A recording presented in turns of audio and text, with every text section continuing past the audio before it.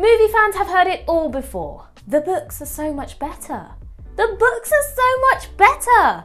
It probably gets a bit annoying after a while, but there is a reason why book lovers are so vocally passionate about their favourite stories. My advice to anyone who is sick of hearing about how much better the books are would be this. Give reading a go. You never know, you might actually enjoy it. That being said, throughout the Harry Potter series there are some very clear examples of times when the books are just better. Film, while a consistently surprising, stunning form of art, is limited by certain constraints and regulations. So pop on your robes and travel through the magical world of literature as I detail some of the key moments in the books that will only ever pale in comparison on screen. With that in mind then, I'm Ellie with What Culture, and here are 8 Harry Potter moments that are so much better in the books.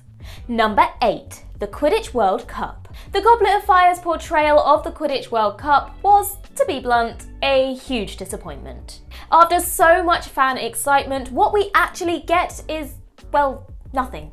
The build-up is amazing. Seeing an aerial shot of the stadium, thousands of fans shuffling to their seats, the various teams flying onto the pitch, the Irish leprechaun made from fireworks is a particular highlight. It's all set to be an absolutely amazing opener to the film. But then it's over. Once the snitch is released, we see none of the match itself and we've cut to everyone leaving. Of course, one of the drawbacks of film is that it's just not possible to include everything. But come on.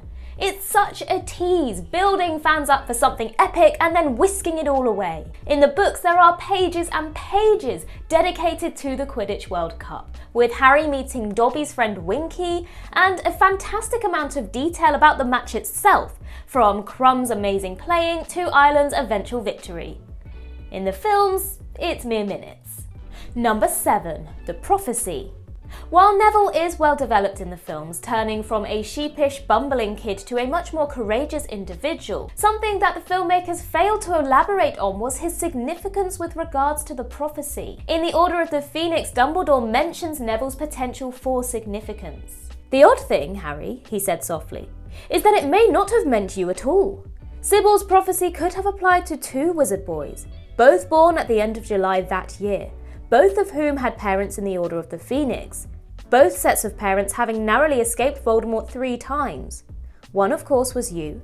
The other was Neville Longbottom." What might this have added to the films? Well, probably not a lot. There simply wouldn't have been time to explore the consequences without detracting from the overall story, and there's no way it could have been slipped in subtly.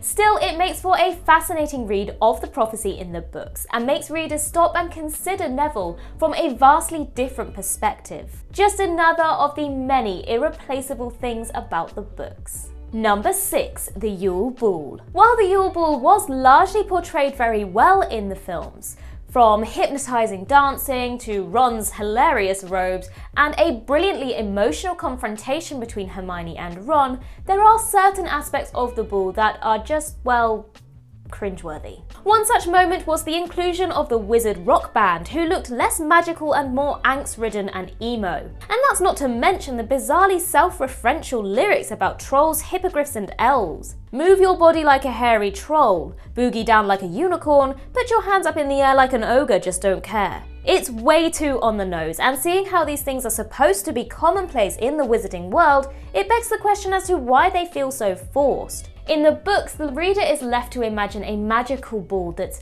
otherworldly in its beauty, not a glammed up Jarvis Cocker whining on a tiny stage. Thankfully, fans were spared from the full version of the song, which is included in the Goblet of Fire DVD. Number 5. The consistent characterization of Harry and Ron. One of the joys of J.K. Rowling's writings is her mastery of gradual character development, gracefully guiding Harry, Ron and Hermione from wide-eyed children to hardened young adults. And this is also skillfully mirrored on a narrative level, with the books growing from whimsical children's stories to more mature, sophisticated novels aimed at teenagers and young adults. J.K. Rowling was quite private about the progress of her writing. She'd disappear for years at a time, shutting herself away from the rest of the world and focusing on the characters and plot.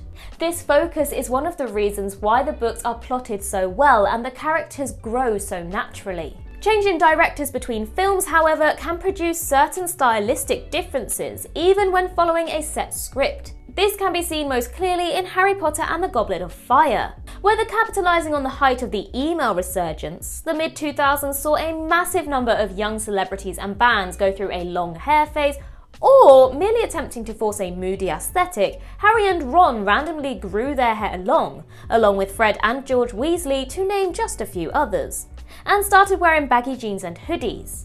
After Goblet, these features disappeared entirely, a clear indication that the style was very much of the moment. It's the kind of anomaly that simply doesn't appear in the books, as they were written with a single coherent vision. Any dramatic change in appearance or style would have been accompanied with some sort of revelatory description, internal monologue, or at the very least, Hermione would have made fun of them for it. Number 4. Ginny Weasley. This one is less a single moment and more a string of moments across the entire series. In the books, Ginny Weasley is a very different character, and that's putting it lightly. It's not uncommon for fans of the films to voice their dislike for Ginny. But why is she the one who gets Harry? She's soppy and whiny and awkward, and their entire relationship just feels forced, with Ginny gingerly staring at Harry so often that even the audience can't help but feel a little bit awkward. Book Ginny is so much more.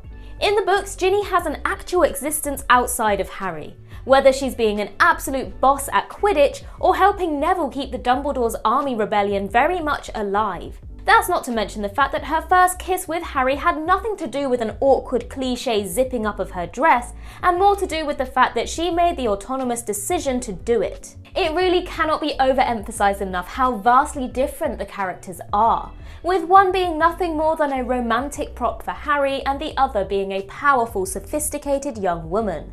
The destruction of Ginny's character alone is enough to validate any championing of the books over the films. Number 3. Harry and the Gillyweed.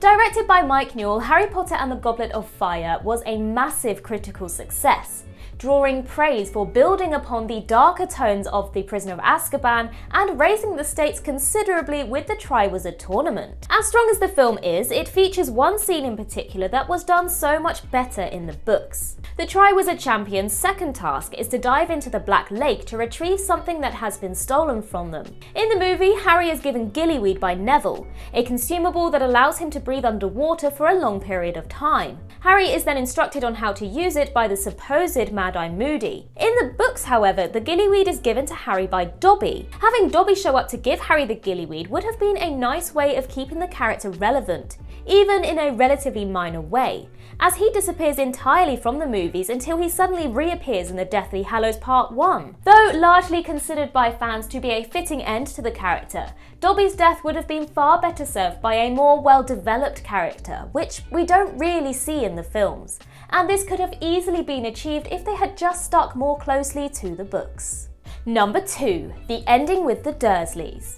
Ah, the Dursleys. It's impossible to forget just how much we hated them. That pompous, sneering family who denied Harry any happiness for so many of his defining years. Watching a scene with the Dursleys was practically a rite of passage in the early Harry Potter films, reminding us of the reality that Harry would have to return to at the end of each school year, and the shackles he'd have to break if he wanted to return to Hogwarts. Some of the funniest, most memorable moments in the whole series centre on the Dursleys, like the daring escape in the Flying Ford Anglia, or Uncle Vernon's bulbous sister Marge inflating to entirely new heights. Which makes it an absolute shame that things aren't properly patched up with the family on screen. In the books, following Harry's saving of Dudley from a Dementor in Order of the Phoenix, their interaction with Harry makes a subtle shift, though this is largely on the part of Dudley himself. Initially misinterpreted by Harry as a joke, Dudley leaves tea outside his room and later bids farewell to Harry when he leaves the Dursley household for good.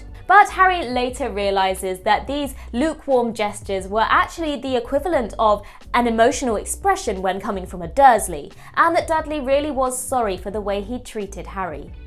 I mean, it's not even like this realisation would have taken that long to include. Number 1. Countless tiny moments.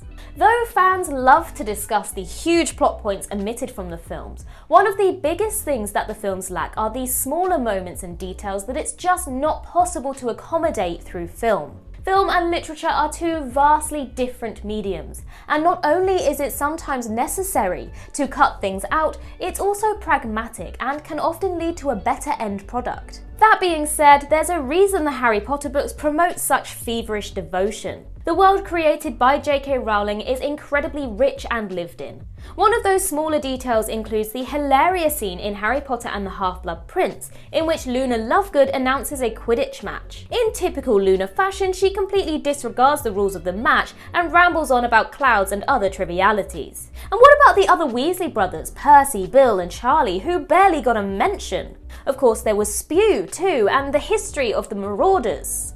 It's countless smaller moments like this that give the books a massive edge over the films. And that concludes our list. If there are any other moments in the books that are better than the films, then do let us know in the comments below. And while you're there, don't forget to like and subscribe and tap that notification bell. Don't forget to also head over to Twitter and follow us there. And I can be found across various social medias just by searching Ellie Littlechild. I've been Ellie with What Culture. I hope you have a magical day and I'll see you real soon.